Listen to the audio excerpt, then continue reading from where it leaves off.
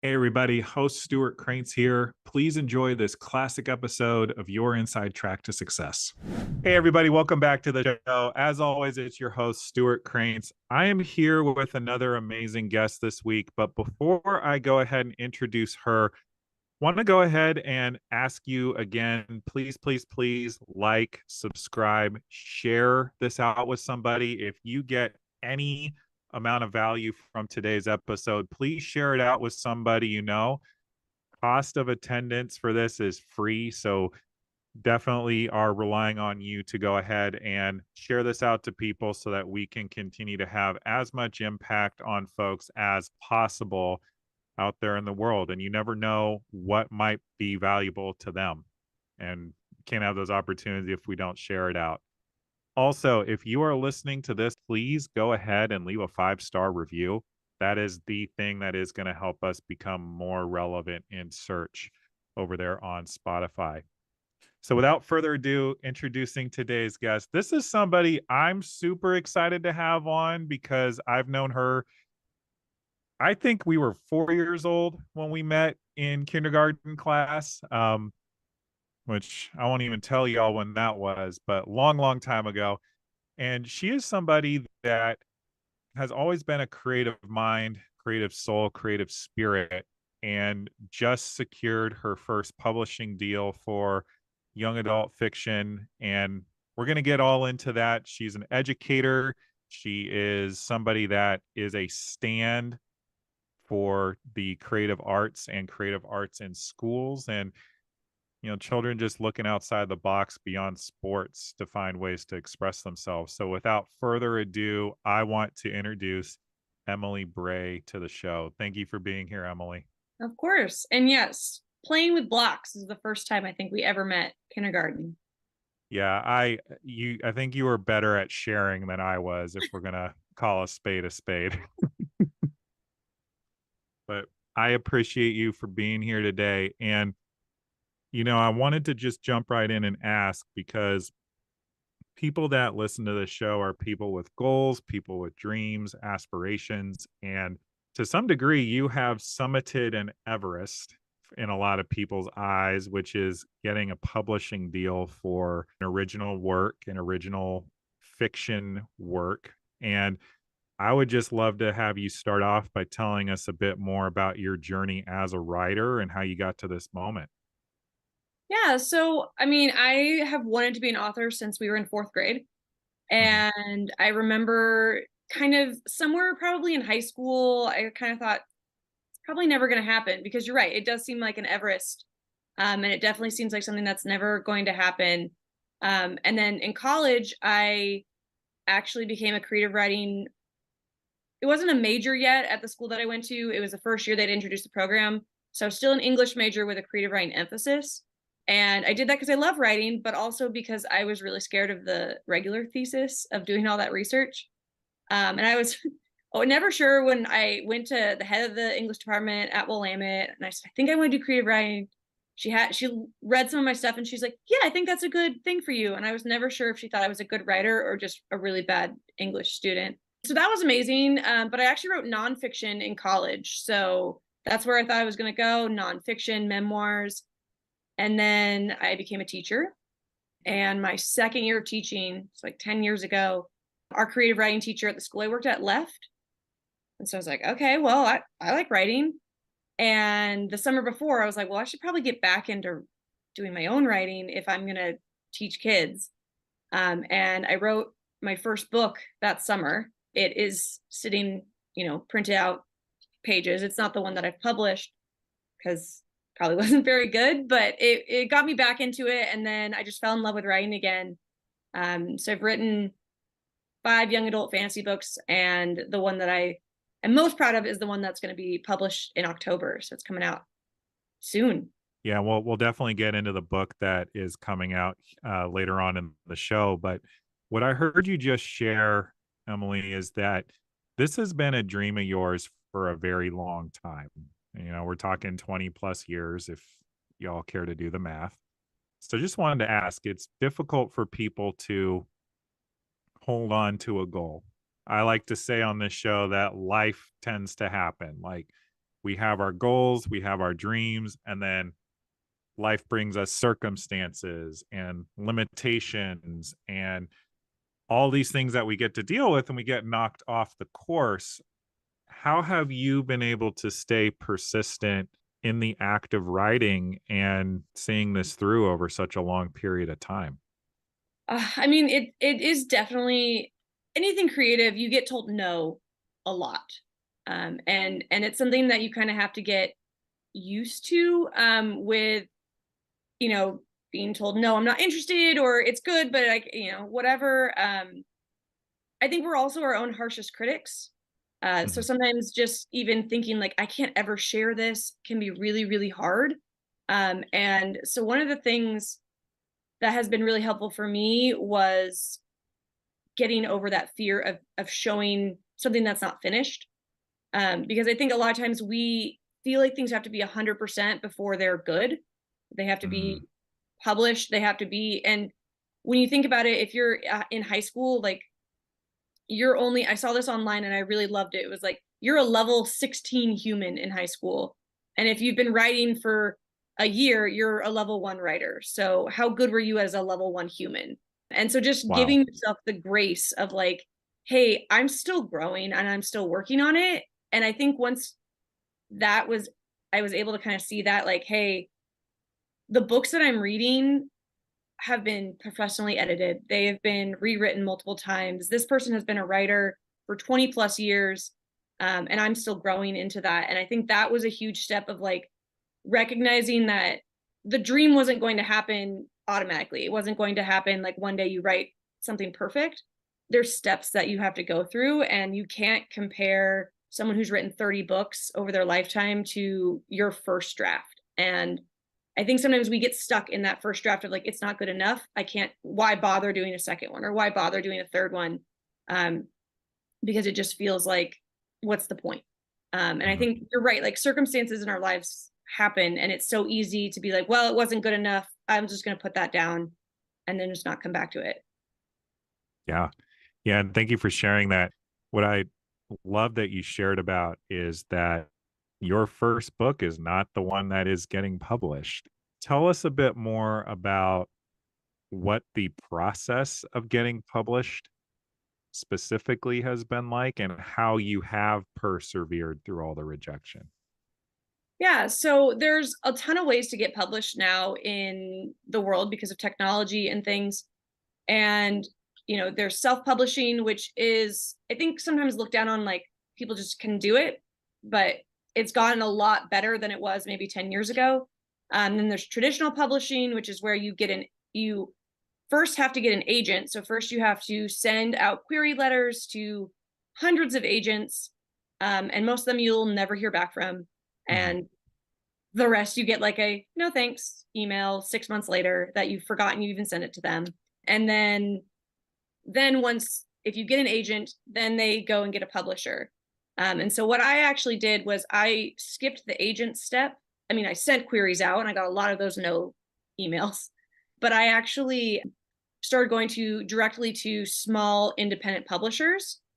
Mm. Um, and that was actually on advice from someone you recommended to me. But what happened there was then I could talk directly. It skipped that middle step, and I still got a ton of no's. But so this small publishing company reached out, and they were interested. And there's like 4 people that work there. So I've been able to talk to the editor, the like all of the people. I know their names, and that's been really awesome. And something that was really important for me with publishing, I think at first, was I wanted to do traditional publishing because I wanted someone to tell me my book was good. Mm. Tell And me more about that. yeah, I feel like a lot of times with creativity and all of, we feel like we need outside verification that like what we're doing is good, and that we are creative or we are smart or whatever, and we need that external validation. And I think as I started thinking about like why I was writing and why I wrote my book and what I wanted, I didn't want a bunch of people in a room to tell me I was the best. but I think that's leftover, from growing up of like, I want to get all A's. I want to get into a good college. I want to, put all these things on my college application letter. I want to get the best job. But then I started thinking, like, what do I really want? I was like, I want my students to be able to read my book. I want them to see that you can pursue a goal and get there. And I really like the message. So it's like I wanted that to live in the world somewhere more than I felt like I needed a random person from the internet to be like, good job, you're so smart. And I think that's a big mindset change for me, because I was always the kid trying to get the A's, trying to get the gold stars. And so I kind of had to step back and be like, why am I trying to chase a gold star from everyone? Like, not everyone's going to like what I like, and not everyone's going to appreciate it. Yeah, and thank you for shedding some light on that as well. And I am a self-professed recovering and maybe always getting to be intentional about why am I doing what I'm doing? And is it for me? Is it actually fitting with my vision and the life I want to create for myself? Or am I trying to satisfy somebody who probably doesn't actually care a whole lot? And you spoke about it a bit, and maybe just to tie it all together, you talked about the perfectionism that goes into a lot of creative pursuits for people, that feeling of I can't share this with the world, I can't submit this to a publisher if it's not perfect. And I'm curious what your thoughts are between the tie of perfectionism versus that needing to be liked that you were speaking about.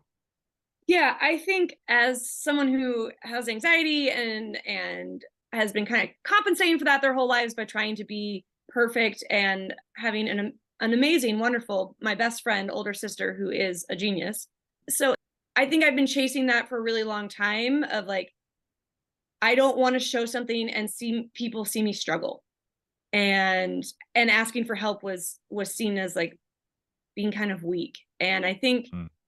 that is such an important lesson to learn that it's not, because we do need help at times, and we do fail at times, and sometimes what we write is crappy and what we make is not good.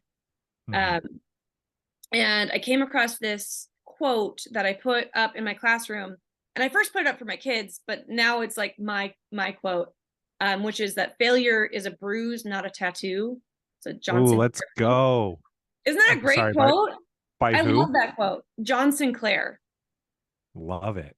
That's And I amazing. think it really speaks to like, I think sometimes when we try to like talk about failure, we're like, oh, it's okay, it's a learning process. Like, failure sucks, it hurts, right? Like, and I think that's what I like about that quote is it's like, yeah, it's temporary, but it still hurts, and it's still something. But I think one thing I was telling my kids this year when I was introducing the quotes on my wall, I was like, but you can only get bruises if you try. Like, if you're out Mm. there actively doing stuff, you're going to get bruises, like in practice for sports. But if you just sit around and do nothing, you're not going to get the bruises. You're not going to learn anything. It's just part of the process.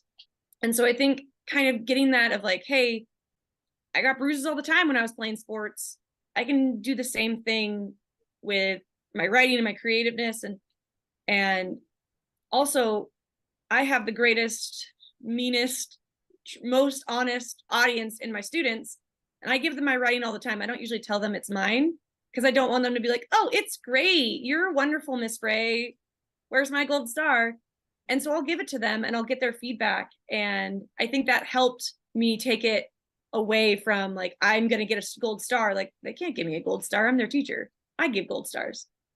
So how do we, work on being okay asking for help and not needing everything to be perfect? I don't know if I 100% know how, but I think that's something huge, because otherwise you get to be an adult and you've never learned how to fail.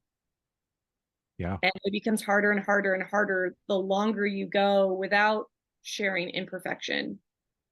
Yeah. Yeah. 100%. And I actually want to acknowledge something that you just said, which you basically, as somebody who is writing young adult fiction, young adult fantasy in your case, you actually created a system for yourself, it sounds like, where you were able to create a lot of feedback for yourself with the students that you had, that you were teaching, that you were Yeah. working with. I And go ahead. no, well, and it's something that I really like because I know when things work and when things don't work because I'll write something I'm like, ooh, poetic, wonderful, amazing, great, and I'll give it to students and they're like, I literally had one student as their comment, right, is this author on crack? And I was like, Ha! oh, apparently this did not work. And so sometimes making sure that like my voice isn't becoming too adult, as you know, someone who's 30, 32 now, you know, I'm not a young adult anymore. And so making sure that they're listening, and it's great because I get a lot of feedback. And I'm actually always looking for people who want to share some of their writing with kids because they need to see things that aren't published books. Because Mm, it's great to look at published books for them, but then I don't want to create the idea that like this is what your writing should look like right now on the first draft when you're a freshman in high school, because they're not going to look like the Lee Bardugos and the, you know, those great authors that we all know.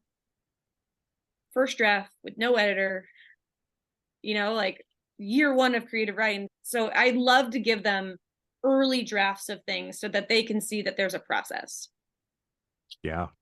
Yeah, 100%. And getting them comfortable with the idea of receiving the feedback so that they can iterate, they can grow, they can turn this like misshapen piece of clay into their masterpiece, so to speak. Yeah. And I think sometimes with, especially with writing, it can be really hard to find feedback that's good feedback. And there's a lot of writers groups you can find pretty much anywhere online or in any larger city. They have writing meetups and things, and sometimes those can be really helpful. I've had some really helpful ones, but other times it can be really demoralizing because you go in and people aren't the best at giving feedback in a constructive way, or they see it as a competition where they've got to be better than you. And so one of the things I always do with my students is I teach them like how to give feedback, and we talk about it has to be helpful. And helpful feedback isn't just it's good. It's not helpful to tell someone they're good if they're not, right? Just like it's not, it's like the difference between nice and kind. It's nice to tell people, wow, good job. But if it's not a good job, that's not kind, because we want people to grow. We want people to get better. And so we talk about helpful, supportive. We're not tearing each other down. We're building each other up. We're asking questions. We're letting it be our opinion, like a lot of I statements, and objective. That's the same for anyone. And I think when we go through that and we really talk about what kind of feedback we want, even out in the world, like, hey, this is what I want feedback on, it can really help get us the feedback that we're really looking for. Because I think sometimes, I think feedback is a gift, Hmm. but I think that not all feedback is the same. My mom reads all my stuff first, and she tells me I'm a smart little girl, and isn't she so proud? And that's great for my ego, but it doesn't actually help. And Yeah. so it depends on the feedback, who you should go to. Like my sister instead will call me and say, do you have 3 hours? I have some notes. And while it's a lot more helpful to get better. So it's finding the right kind of feedback and setting that feedback up, I think, is really important for anything creative, because whether it's painting or whatever, because when we aren't clear with what we're looking for, we don't usually get something helpful. Yeah. No, 100%. And for that reason, y'all, like, no matter what you're pursuing, I recommend, and I'm sure Emily would agree and correct me if I'm wrong, but finding mentors, finding coaches, finding communities that can help you grow. To me, it's that adage of not wanting to be the smartest person in the room, because when you're in that environment with people that have the knowledge, have the expertise, you rise to that level. And I acknowledge you for creating a group setting in your classroom where students are encouraged to pull each other up, support one another, get them to rise to that occasion. And I know you referenced her before, but Dara Elise Lyons, who has been on this show, that's why I wanted to connect you guys, I think a couple of years ago at this point, and Hmm. I'm definitely going to make sure she knows that that was well received. And, these are her results, so to speak, that, you are now soon to be a published author. Something that I wanted to touch upon, again, you mentioned it, and there's so much that I feel like I'm getting out of this conversation, but you talked about putting yourself out there. Yes, you're going to get bruised, but you're also not going to live your life necessarily if you don't put yourself out there. How do you create that level of vulnerability? Because in my experience, putting yourself out there in that way, especially presenting something that you yourself have created to the world for the world to see and comment on, how do you create that level of vulnerability with your students? And how is that replicable for people listening to this show? Well, I think that being vulnerable is really, really hard. And I know Mhm. that like I think I have over 1,000 followers on TikTok right now. And every time I go to post a video, I'm like, who cares what I have to say? Like who gave me this authority? And I'm like, I guess 1,000 people on TikTok did. Um, and I also just I try to stick with my values of like when I'm sharing things about me and sharing my thoughts and things of like one, like what is it like everything has to be something that I truly believe. Mhm. I try to stick to my morals a lot of like who I am as a person. But truthfully, like being around teens has made me more open because I see them struggling. And I remember who I was at 16, 17 and thinking like, I wish someone had told me a similar thing.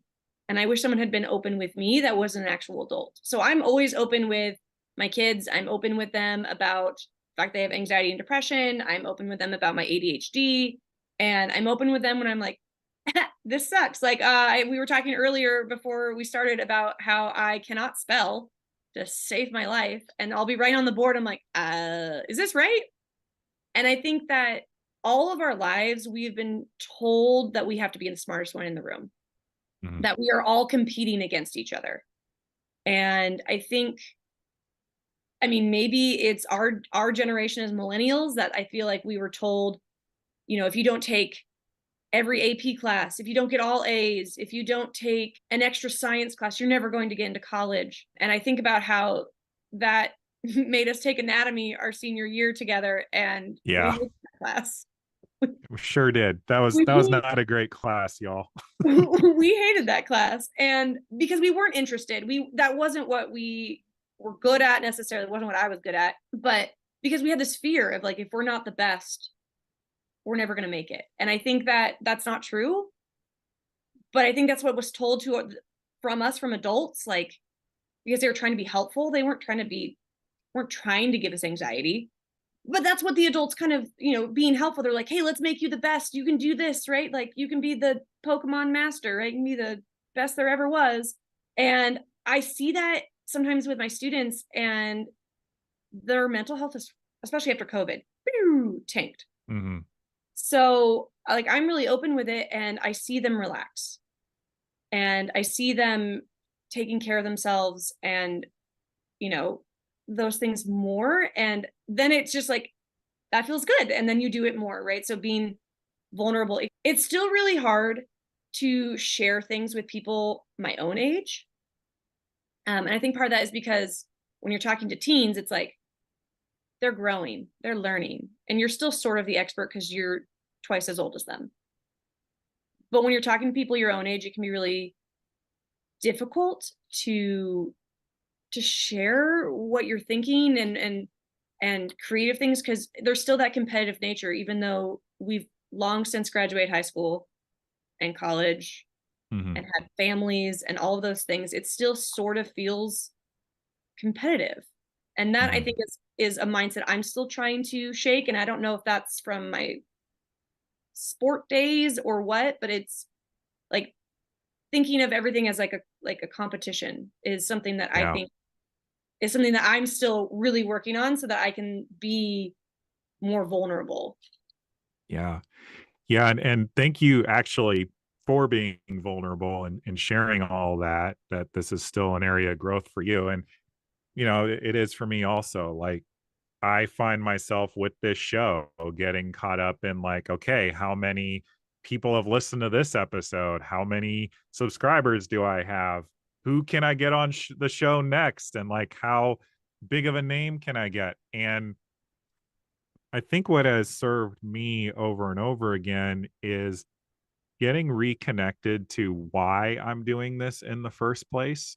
And through that space, through that energy, the show just kind of happens. Like, I told you this before we hit record.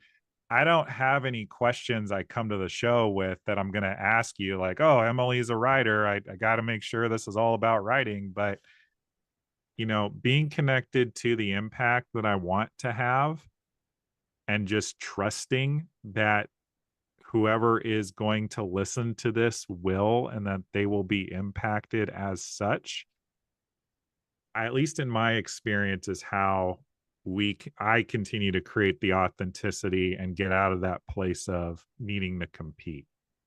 Does that resonate at all for you? Yeah, I think that the why is really important. And I say that kind of silly because they always ask us teachers, like, what is your why? Why are you here?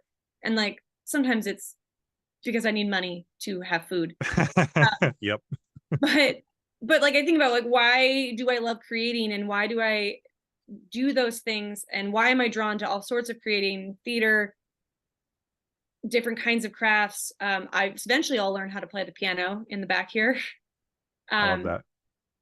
it sits there and reminds me that I haven't practiced in a really long time. Um, but I think about the why, and for me, a lot of it is creating is where I feel the happiest, and I feel the most like me, and I feel the most free to explore things that I'm thinking about. And I I tell my because I teach creative writing, leadership, drama, musical theater, other things, but that's what I'm teaching this year. And one of the things we do in all of those classes is improv because the ability to think quickly and connect thoughts so that you can do something like not have questions and be able to go with the flow and all of those things, that's an improv skill.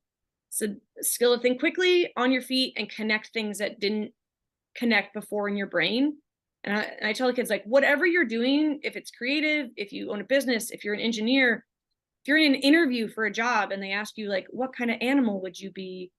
You got to be able to do that. You got to be able to think quickly. And your brain is created through practice.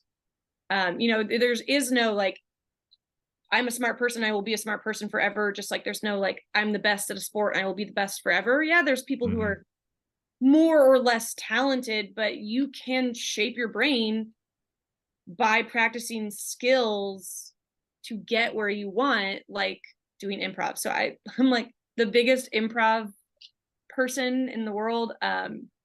We play all the time with my kids, and sometimes it's hard to keep it PG for my Sure. kids, For your high school kids, yeah. for my high school kids, because it's me. But it is so much fun, and they don't realize that they're growing. Like it's growing in all of their classes. Like creating is more than just I made a painting or I made a ceramic mug. It like actually influences and makes other parts of your life easier, I think, because like we talked about, like life happens, and when you are practicing your creativeness, it's a lot easier to respond to a big emergency or a setback because you have that flexibility in your thinking and you have the ability to like, okay, plan A didn't work, time to come up with plan B through Z in a split second and to go bing bing bing bing bing through your little brain cells and come up with something that may be better because you've had to think about it. And so yeah. Yeah. No, no, absolutely. I think this is why people like LeBron James, who are at the pinnacle of what they do, spend $1 million a year on personal coaching. And yes, that's not all of us who have the wherewithal to do that, but always looking for that next cut of like what's available, like how can I get better and how can I be more nimble and all the things that we're up to. And going back to something we spoke about earlier, y'all, for you listening, who are you surrounding yourself with? Like, are you surrounding yourself with people that are going to push you up and prop you up, or are they pulling you down with their ways of being? Like, are they giving you feedback to help you grow, or are they indifferent or even apathetic towards where you are and where you're at with your goals? And so I want to transition this conversation a little bit because I do want to make sure we tell them about your book. And so give us a overview of the book, what it's about, and when it's coming out. Yeah, so the book is called In the Cards, and it's a young adult fantasy book. And it's about a fictional world where there is magic, and people with magic are treated as second-class citizens. And it follows this found family of teens, because it's young adult, who are trying to decide what is the best way to basically get their rights. Is it through being good citizens and eventually people will see them as worthy, or is it about how far can you go in like a protest? Like, do you need violent protest? And so it just kind of explores these kids going through these different loyalties to each other, and to like, what are you willing to sacrifice? Are you willing to sacrifice your safety in order to get what you want, or are you willing to sacrifice time to get there slowly? And it was something that I started writing actually because of a lot of the protests that were happening kind of pre-COVID, during COVID, and through conversations about like, what is the right way to get what you want and how do you do that? And so it was fun to explore that in a fantasy world and through the eyes of teens who are seeing that happen in the world right now. What do you feel like are the lessons that you learned from writing a piece of fiction that is topical and is somewhat related to current events, or at least will resonate with people on that level? I definitely realized that, and through my own also processing of like, I'm a white person, I am a middle class person, I'm a straight person, all of that, of like my own privileges. But thinking about some of the things that I kind of came into at first, where I literally thought one character was going to be more correct. And as I wrote the book, I was like, he's wrong. I Mm. I don't believe that anymore. And so I think it was a really nice way to process um, some of the situations, because getting to write from both sides, really had me step out of my own echo chamber of like, this is what I believe and this is what I think, and look at it from another point of view and go, well, actually, they have a really good point. And I think that's something that I learned of like, I really need to make sure that I am looking at things from both sides, because I think everything is so politicized, polarized right now, and it can be really hard to look at something from another person's point of view. I think it's a beautiful metaphor for when we open ourselves up to other people's experiences and other people's come froms. Maybe we don't necessarily agree with them, but we stop demonizing them on the other side of that line. There is somebody that I have been acquainted with, I would say, don't know them super well. Uh, his name's AC Folks. He's pretty big on LinkedIn, is a top voice in the LGBTQ plus community. And he always says it's hard to hate up close. And so I think it's a really powerful metaphor. And for that reason, I'm super excited to not only get your book, but enjoy your writing and celebrate you as a published author, knowing that this has been a goal of yours for such a long time, Emily. And when is it coming out and how can people pre order? So it's coming out on October 3rd, but it is available for pre-order on Amazon and Barnes and Noble. I think right now you can only pre-order the hard copy, the physical copy, but it will be also electronic as well for people who read on Kindles and all of that. I think the pre-order I don't know when that's coming up. Technology, you know?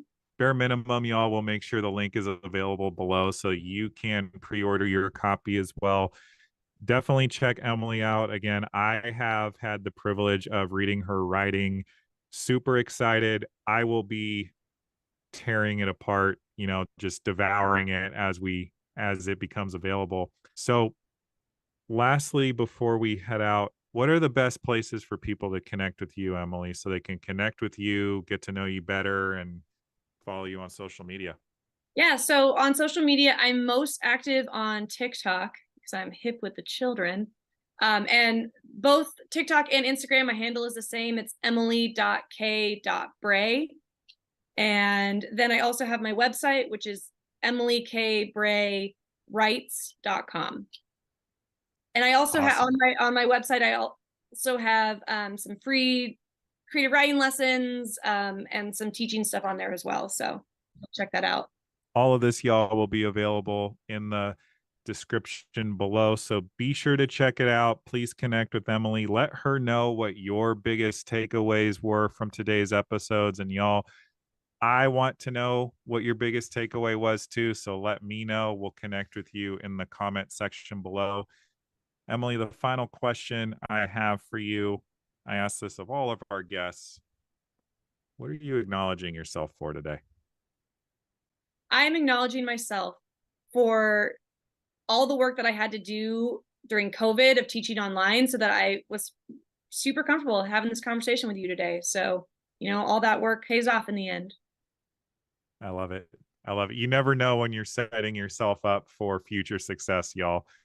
So, this has been the show this week, guys. Your inside track to success. We will be back next week with another awesome guest for you to learn from. Again, thank you all for being here. We'll catch you next time.